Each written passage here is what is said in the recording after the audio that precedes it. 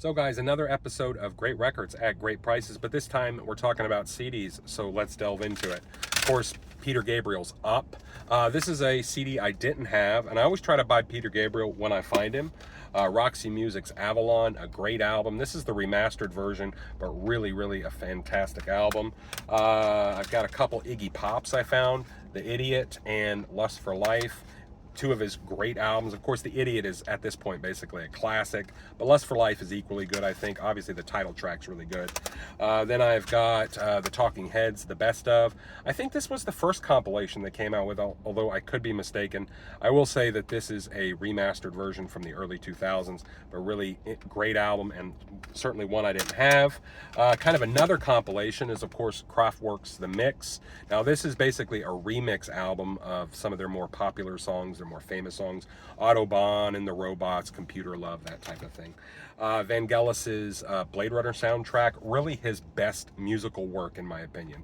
Now, not everybody loves Vangelis, but what I love about this album is just the atmospherics. And of course, if you've watched Blade Runner, I've got 4 different versions of Blade Runner on various formats, and I love the movie. The soundtrack is equally good, and every time I hear the soundtrack, it just is fantastic. It really is phenomenal. Massive Attack's Halagio Land. I can't say that word. Heligo, and then the word land.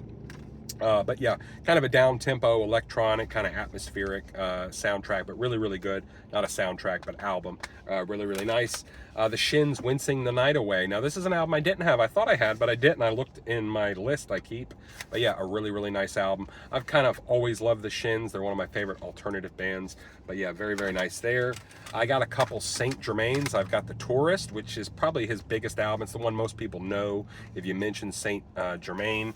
Also, Boulevard. This came out, was a couple releases after The Tourist, but equally a fantastic album. And this one has a few different mixes on it, so it's a little bit different than the standard Boulevard. And of course, the pièce de résistance, I think, is Boards of Canada's Trans-Canada Highway, one of their best EPs. Probably my second favorite of their EPs. I think the first one would be In a Beautiful Place Out in the Country, but this is equally fantastic. It really truly is. And you know, it's kind of weird picking these up because where I live in Northwest Florida, you don't come across this type of music on CDs, particularly at thrift stores. Now, if you go to a record shop or something like that, you might find stuff like this. But going to a thrift store, walking in, and on the shelf for $2, you find Boards of Canada. Forget about it. So this was definitely a find, and I'm definitely going to be going there more often.